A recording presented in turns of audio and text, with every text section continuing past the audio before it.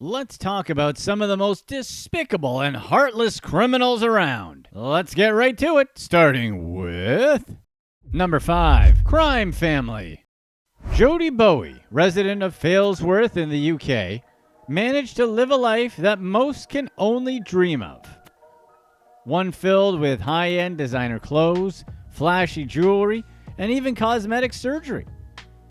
But the source of her endless wealth wasn't from her job as a caregiver, it was from her boyfriend, Jonathan Walsh, a crime boss involved in a sophisticated trafficking operation worth £1.36 million. Jodie's relationship with Jonathan began while he was serving a 14-year sentence for armed robbery, and it quickly led her into a world of excess and crime. You just never know where Cupid's arrow will strike, right?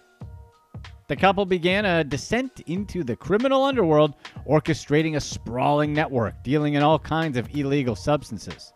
After her arrest, the court's revelations about Jodie's lavish spending during the trial painted a pretty clear picture of a lifestyle that was basically impossible with her ordinary job as an elderly caregiver.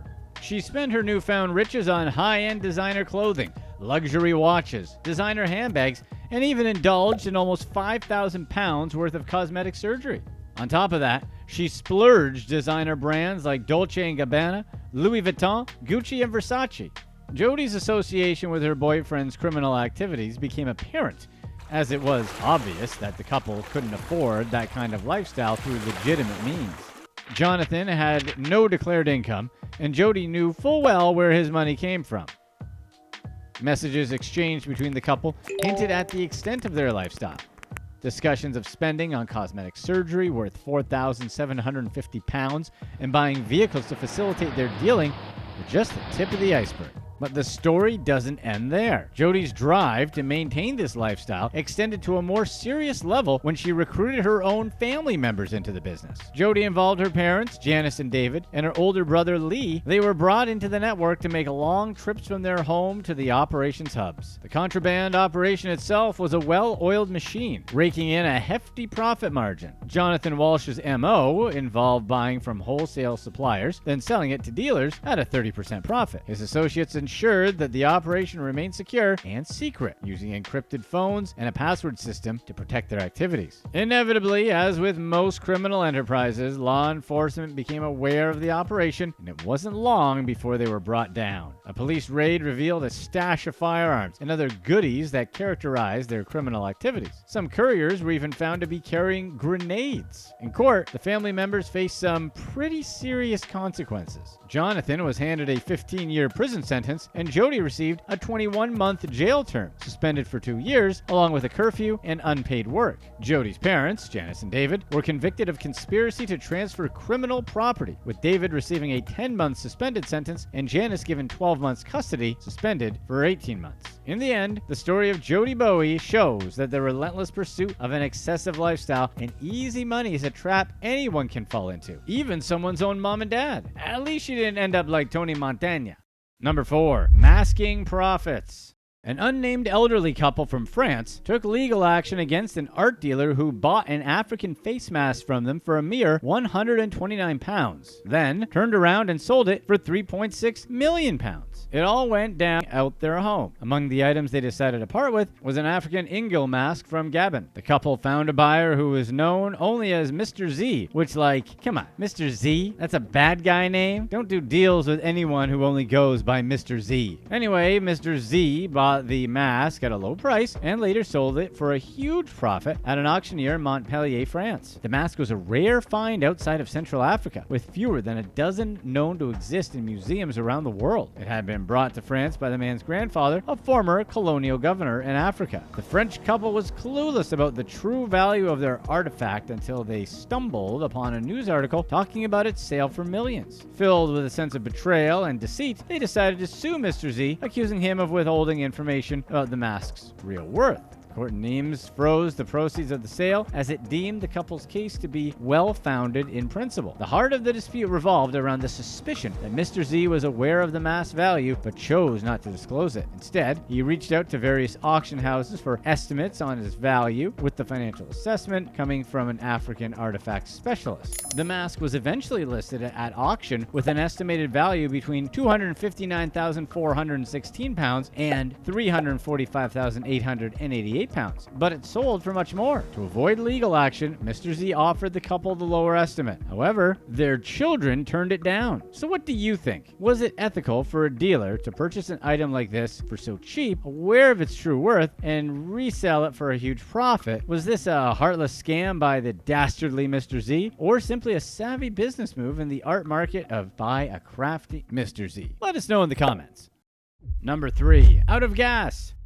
Scammers found a way to bypass payment at gas pumps, effectively hacking the system to siphon off gas for free. The scam employed a Bluetooth-enabled smartphone and, in some cases, a tactic to trick the gas station attendants. In one example, a Detroit man managed to steal nearly 800 gallons of gas, equivalent to almost $3,000 from a Shell station. The scam's operation seems quite simple once you know the trick, which involved overriding the pump's system via Bluetooth, allowing the scammer to gain control remotely. The thief initiated this process using their smartphone. While this was occurring, another individual often distracted the gas station attendants to minimize the interference. The station lost valuable gasoline revenue, which can add up to a substantial loss given the soaring gas prices. When attendants tried to intervene by shutting down the pumps to halt the theft, they were totally powerless as their pumps were controlled by the scammer. While the specifics may differ, this gas pump hacking technique isn't isolated. Another incident took place at a speedway station where the scammers employed a slightly different method. One person distracted the clerk inside with a fake Cash App issue, diverting attention, while a second person hacked the pump. In this case, it was approximately $54. It's hard to feel too bad for gas stations getting ripped off, since pretty much everyone feels like they're being gouged at the pumps anyway. It's weird that these pumps have Bluetooth though, right? Why does everything have to have some sort of connectivity these days? Why would a gas pump even need Bluetooth?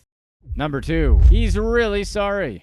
Dean McCulley, a name notorious for preying on vulnerable elderly women, once again found himself on the wrong side of the law. With over 36 previous convictions for scams targeting the elderly, McCulley's latest reign of deception ultimately led to his latest prison sentence. His 2 victims, referred to as Mrs. C and Mrs. N, were elderly Auckland retirees, both living alone and enduring personal hardships. McCulley's scheme involved befriending these women and using guilt and manipulation to swindle money. McCulley had approached 81-year-old Mrs. C, offering to perform household maintenance work. He convinced her that her house needed cleaning, so she agreed to pay him $1,500. But this initial amount only marked the beginning of his sham. He came back later asking for more money, even accompanying her to the ATM to ensure he received an additional $600 to $800. Only after persistent calls and pleas for more money did Mrs. C realize she was being scammed. The second victim, 80-year-old Mrs. N, was no stranger to hardship. Having recently recovered from a severe stroke, she was targeted by McCulley while working in her garden. He claimed he could clean her eaves and roof, and she agreed, handing him $520.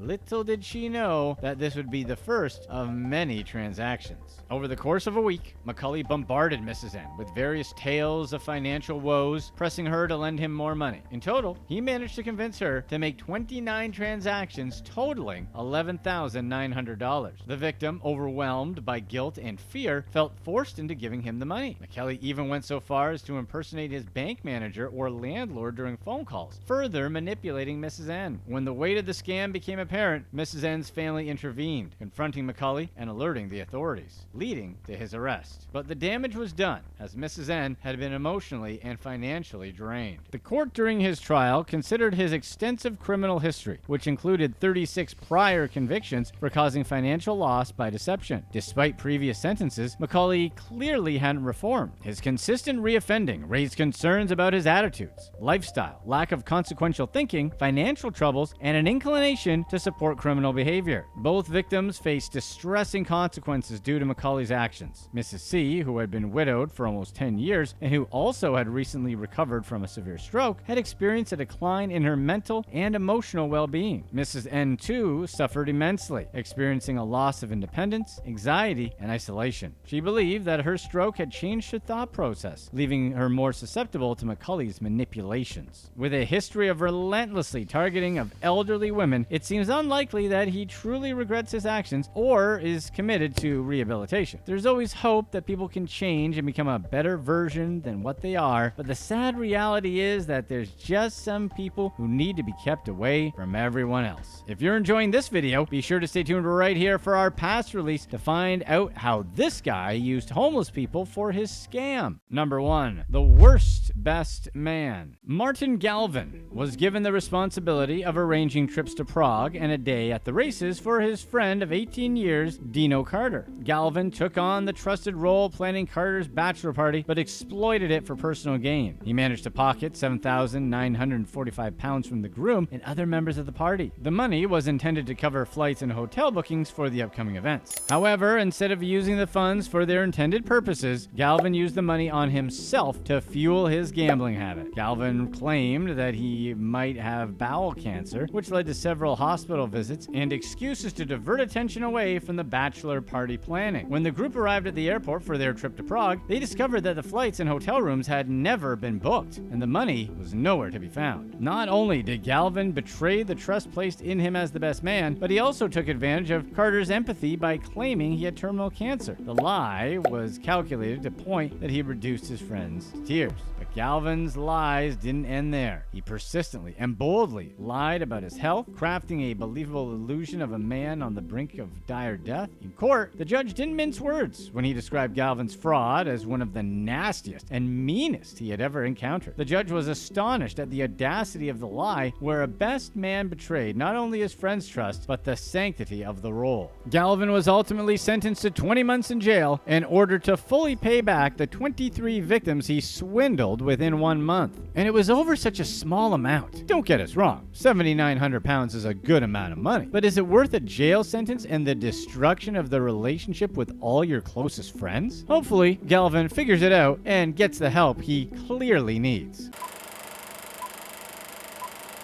In 2019, Victor Rivera gave himself a raise. He increased his regular salary of $67,000 to a much higher salary of $306,000 per year. Suddenly, Rivera was living a whole different lifestyle. Rivera's most expensive purchase was his house in Stony Point, New York. Stony Point is a small middle-class town outside of New York City. It's not exceedingly wealthy, but offers some upper-class living for those who can afford it. Rivera's Stony Point mansion cost him $780,000. The castle-like home featured a heated pool, a waterfall, and a 3-car garage. He also purchased a 4-bedroom house in the Poconos Mountains in Pennsylvania. The region is famous for its rolling green mountains and hills. Average Northeasterners vacation there. Wealthy Northeasterners own mountain homes. Robert E. Kittner, former president of ABC and NBC, owns a house in the Poconos. So does former NFL running back James Monroe and the inventor of the heart-shaped bathtub, Morris Wilkins. When he needed a break from running the Bronx network, Rivera and Lynette drove his Mercedes E-Class up to their house in Poconos. If they didn't feel like driving far, they'd go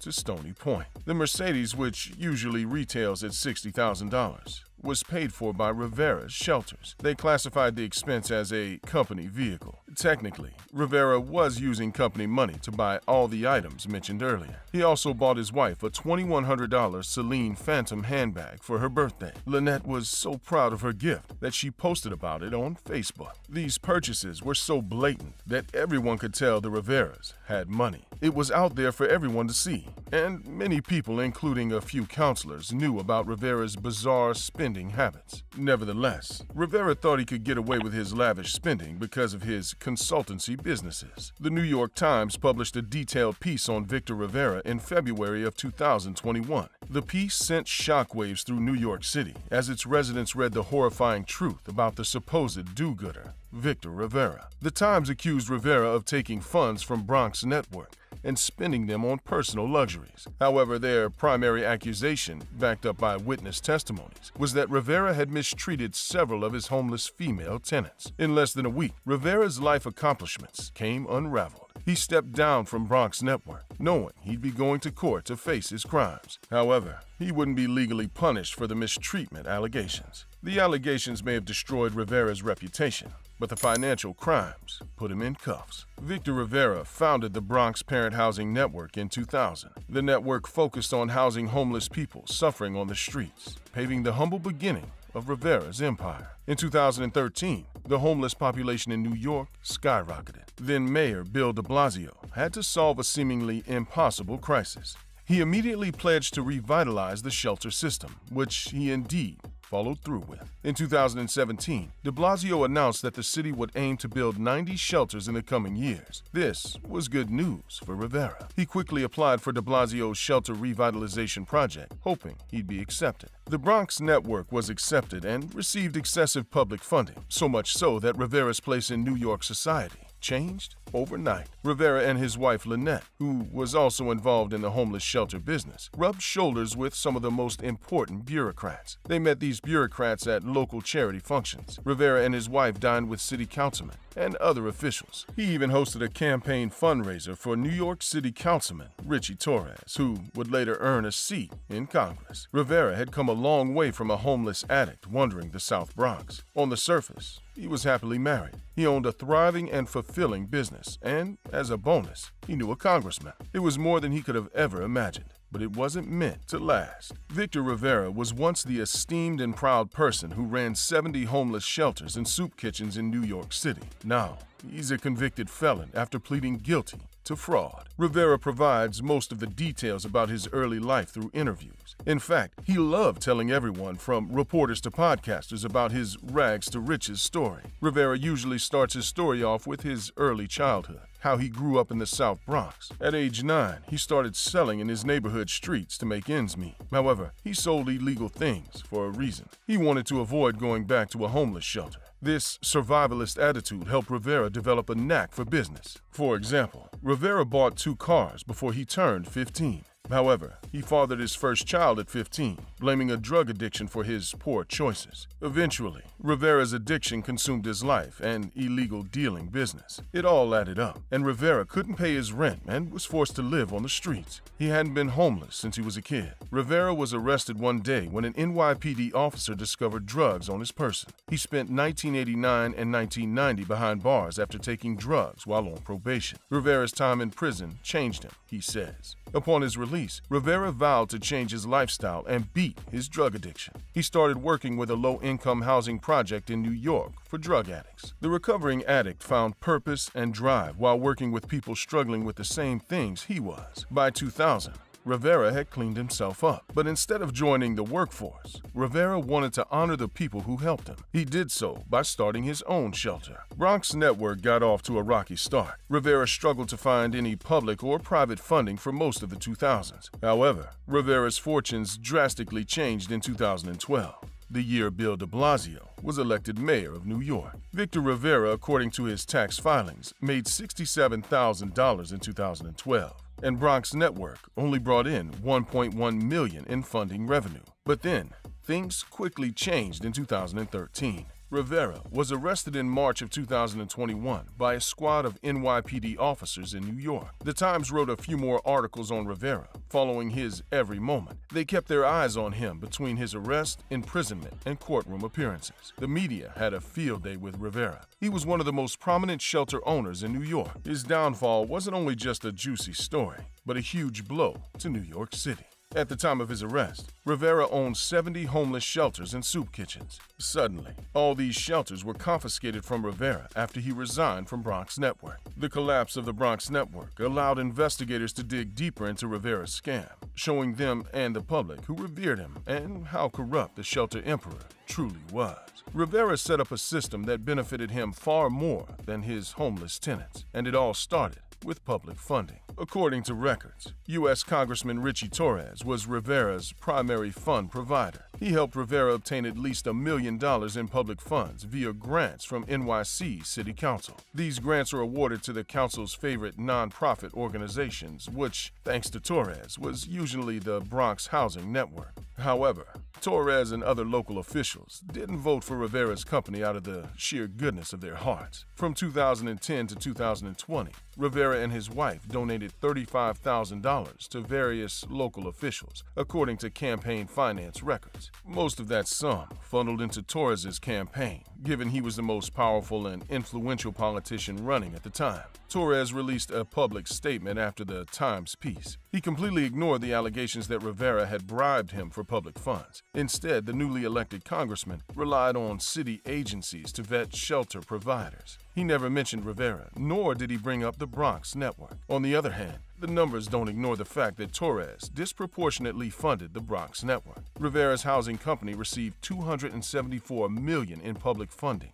from 2000 to 2020. However, Rivera pocketed most of the money during the 2010s. Rivera owned a consulting business among other entities. However, these entities were only legit on paper. In reality, Rivera was using his consultancy company to clean his dirty public funding money. Financial records show that Rivera paid his consultancy company for services using public funds. The Bronx Network was making some big bucks in its heyday. They brought in $80 million a year from public contractors. So Rivera was able to send big chunks of money to himself without compromising the Bronx Network. The consultancy, however, wasn't owned by Rivera, on paper at least. Rivera controlled the companies, but put them under a family member's name. He figured that investigators looking into his financial transactions would only see friendly family-to-family business investments. For the most part, Rivera was right. Hardly anyone noticed what he was doing with their tax money. Then, a few brave ex-tenants and employees came forward and told the truth.